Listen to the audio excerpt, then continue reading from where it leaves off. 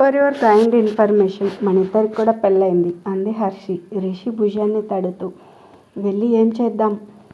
ఇప్పటి వరకు మనం పెట్టుకున్న హద్దుల్ని గీతల్ని చెరిపేద్దాం అంది మెరిసే కళ్ళతో. దానికి ఇంకా టైం ఉంది అంటూ తన తల మీద ముట్టాడు. ప్లీజ్ బావా వెళ్దామంటూ పడుతూ ఉన్న రిషి చుట్టూ చేతులేసి ఆలోచనలో ఉన్న రిషిని చూస్తూ అతని మీసాలతో ఆడుతుంది హర్షి. సరే వెళ్దాం, కానీ నువ్వు అంటున్న దానికి కాదు, జస్ట్ రిఫ్రెష్మెంట్ కోసం అన్నాడు రిషి.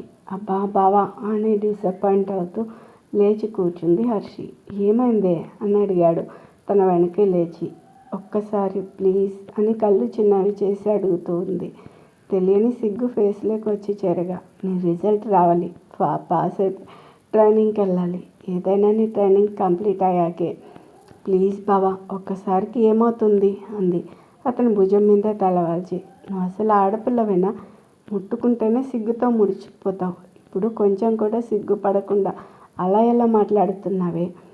ఫ్రెండ్స్ మాట్లాడుకుంటుంటే విన్నాను బావా, పెళ్ళయ్యాక హస్బెండ్ అండ్ వైఫ్ మధ్య ఏ రకంగానూ గ్యాప్ రాకూడదట.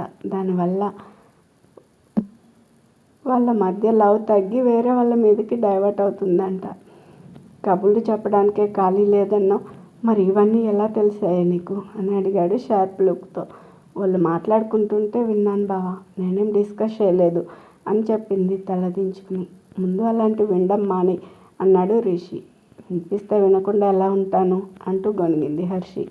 ఇలా అంటూ తన చెవులు మూసేసి పట్టుకున్నాడు. అయినా వినిపిస్తాయి బావా అని అమాయకంగా మొహం పెట్టి చెప్తుంది హర్షి తన చేష్టలకి నవ్వేస్తూ. నువ్వు మన గోలుకి ఒక్క అడుగు దూరంలో ఉన్నావమ్మో, ఇలాంటి టైంలో మనం కలవడం కరెక్ట్ కాదు, ప్లీజ్ అర్థం చేసుకో అని చెప్పాడు తన ముఖాన్ని చేతిలోకి తీసుకుని. నేను సరదాగా అన్నాను బావా, మన ఇద్దరి మధ్యలోకి ఎవరు బలవంతంగా వద్దామనుకున్నా రాలేరు, నువ్వు రానివ్వవు నాకు తెలుసు, నేను అసలు నీ విషయంలో డౌట్ పడను అని చెప్పింది హర్షి. ఐ లవ్ యూ అమ్ము అంటూ తన నుదుటిని ముద్దు పెట్టాడు Rishi. I love you two బావా, నేను నిన్ను చాలా వెయిట్ చేస్తున్నా కదా, సారీ అంది రిషిని హక్ చేసుకుని. ఎంత వెయిట్ చేస్తే అంత లవ్ పెరుగుతుంది, డోంట్ వర్రీ అంటూ తన చుట్టూ చేతులేశాడు రిషి. ఇద్దరూ ఒకరి కౌగిల్లో ఒకరు ఒదిగిపోయి కాసేపు కబుర్లతో కాలక్షేపం చేసి తర్వాత కిందకెళ్ళి పడుకున్నారు. ఆ రోజు పర్మిషన్ పెట్టి హాఫ్ డే నుంచి ఆఫీస్కి వచ్చిన ఆనంద్కి ఆఫీస్ అంతా హడావిడిగా ఉండడంతో ఏమైందో అర్థం కాక, ఏమైంది ఆఫీస్ స్టాఫ్కి అనుమానం అయోమయం కలగలిపిన వియర్డ్ లుక్ ఇస్తూ తన క్యాబిన్కి వెళ్తూ మధ్యలో మేనేజర్ రవి దగ్గర ఆగి, ఏమైంది అంతా ఈరోజు ఇంత సిన్సియర్గా వర్క్ చేస్తున్నారు అని అడిగాడు ఆనంద్. సార్ ఒక 10 రోజులు ఊరు వెళ్తున్నారట, ఆఫీస్కి రారట. ఆ 10 రోజుల్లో సార్ సిగ్నేచర్స్ కావాల్సిన ఫైల్స్ అన్నీ రెడీ చేయమన్నారు, అదే హడావిడి అని చెప్పి తన పనిలో నిమగ్నమయ్యాడు రవి. 1, 2 కాదు, ఏకంగా 10 రోజులు. ఈ పని రాక్షసుడు అంత ఈజీగా అన్ని రోజులు ఆఫీస్కి రాకుండా ఉండడే. అయినా సార్ గారు ఎక్కడికి వెళ్తే నాకెందుకు అనుకుని తన క్యాబిన్కి వెళ్ళి చైర్లో కూర్చున్నాడో లేదో బాస్ నుండి పిలుపని ప్యూన్ వచ్చి చెప్పాడు. పిలిచేశాడా? ఇప్పుడు నాకేం అప్పచెప్తాడో. అందరికీ 10 రోజుల పని ఇస్తే నా మీదున్న కక్షతో 4 రోజుల వర్క్ ఒక్క రోజులోనే చేయమని అప్పచెప్తాడేమో అని గొనుక్కుంటూ రిషి క్యాబిన్ డోర్ తీసి may I come in sir అని అడిగాడు ఆనంద్. సిస్టమ్ వైపు చూస్తున్న కళ్ళని ఏమాత్రం తిప్పకుండా ఎస్ అన్నాడు రిషి. గుడ్ ఆఫ్టర్నూన్ సార్, పిలిచారట అని అడిగాడు లోపలికి వచ్చి వినయంగా. వచ్చింది లేట్, మళ్ళీ వచ్చి రాగానే కబుల్రా అని అడిగాడు సీరియస్గా. మీరు మాట్లాడారని ఆఫీస్లో ఎవరిని మాట్లాడొద్దంటే ఎలా సార్ అంటూ గొనిగి. ఏం లేదు సార్, చిన్న పలకరింపు, మరీ ఒకరొకరు తెలియనట్టుగా బతకలేం కదా సార్ అన్నాడు ఆనంద్. ఇప్పుడు నువ్వు పలకరించకపోతే ఫీల్ అవుతా అన్నాడా రవి. గట్టిగా 5 నిమిషాలు కూడా మాట్లాడలేదు, దానికి ఇంత క్లాస్ పీక్ అలా అనుకొని సారీ సార్ అన్నాడు పళ్ళన్నీ బయటపెట్టి. లోపల నా మీద పీకల్లాగా కోపంగా ఉన్నావని తెలుసురా అనుకొని టేబుల్ మీద కొన్ని పేపర్స్ పెట్టి, ఇవన్నీ లేబర్ డీటెయిల్స్ అండ్ వాళ్ళకి సంబంధించిన పేమెంట్ డీటెయిల్స్, ఇవి చూసి రోజుకి ఎవరెవరికి ఎంత పేమెంట్ వెళ్ళాలో నాకు డైలీ అప్డేట్ ఇవ్వాలి, నేను చెక్ చేసి అప్రూవ్ చేసాకే పేమెంట్స్ జరగాలి అన్నాడు. పేపర్స్ తీసుకుని షాక్ అయిపోయాడు ఆనంద్. 500 మంది అప్డేట్ నేను డైలీ ఇవ్వాలా అని నోరల్ల పెట్టాడు ఆనంద్. అది చూసి కన్యంగా నవ్వుకున్నాడు రిషి. ఇవన్నీ చూడడానికి అకౌంటెంట్ ఉంటారు కదా సార్, నాతో ఎందుకు చేయిస్తున్నారని ధైర్యం చేసి అడిగాడు ఆనంద్. వర్క్లో ఎక్స్పీరియన్స్ రావాలంటే అన్ని వర్క్స్ చేయాలి మిస్టర్. ఓన్లీ ప్రాజెక్ట్ చూస్తే సరిపోదు, వచ్చేది పోయేది కూడా తెలుసుకోవాలి. వచ్చి పని మాత్రమే చేసామా అన్నట్టు గుడ్డిగా ఉంటే ఎలా? మన చుట్టూ ఏం జరుగుతుందో కూడా తెలుసుకోవాలి అని హితబోధ చేశాడు రిషి. అలాగే సార్ అని చెప్పి ఆ పేపర్స్ తీసుకుని వెళ్తున్న ఆనంద్ని వెనక్కి పిలిచాడు రిషి. తన ఫ్రస్ట్రేషన్ ఏమాత్రం బయటపడనివ్వకుండా చిన్నగా నవ్వుతూ. చెప్పండి సార్ అన్నాడు ఆనంద్.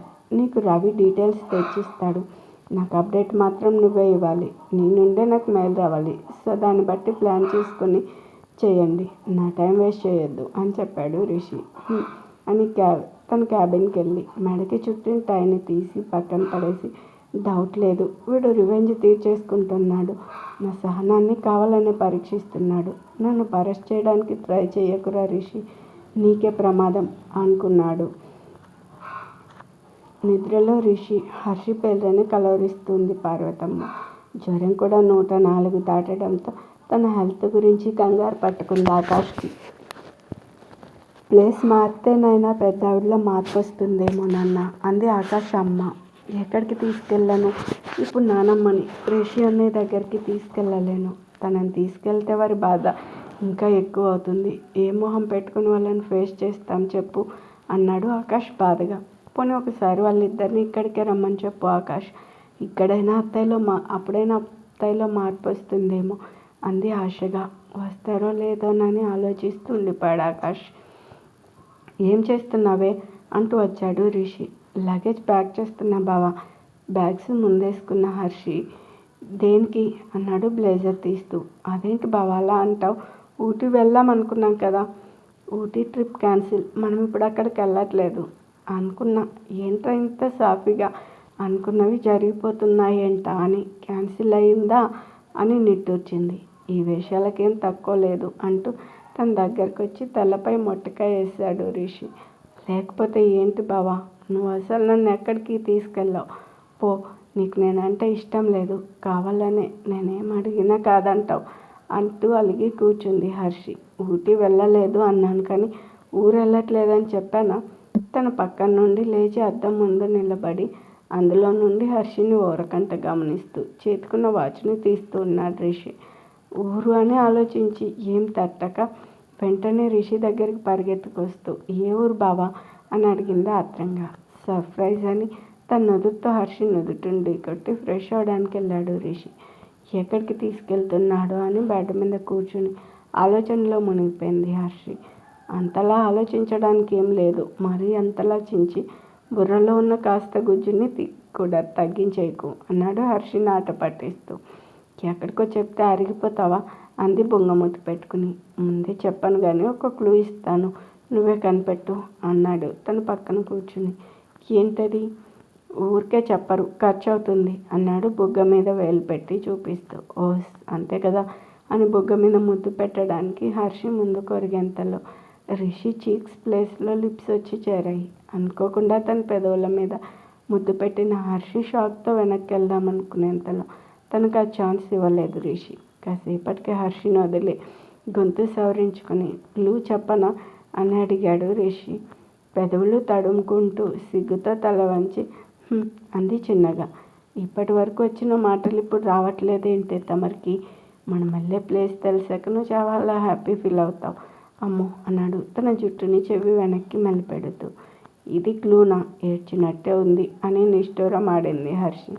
సరే ఇంకో క్లూ ఇస్తా, మరి నాకేమిస్తావు అంటూ కల్లెర చేశాడు. అతని అల్లరికి ఉడుక్కుంటూ ఈ వంకతో ఇంకో కిస్ కొట్టేద్దామని నీ plan.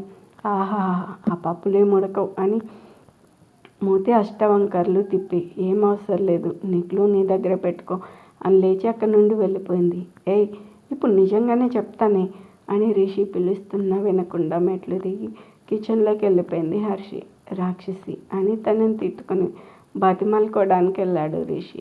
Next day morning luggage pack చేసుకుని కార్ ఎక్కారు ఇద్దరు. కార్ తీసావంటే మన స్టేట్లోనే అని అర్థమైంది.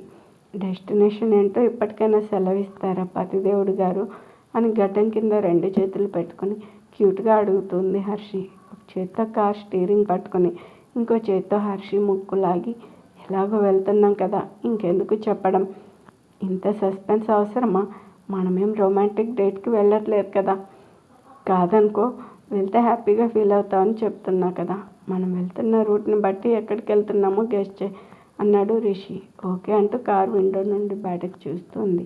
దూరం తరుగుతున్న కొద్దీ ఎక్కడికి వెళ్తున్నామో ఐడియా రావడంతో రిషి వైపు చూసింది హర్షి. తెలిసిందా అంటూ కళ్ళెగరేశాడు. మన ఇంటికి అంది నవ్వుతూ.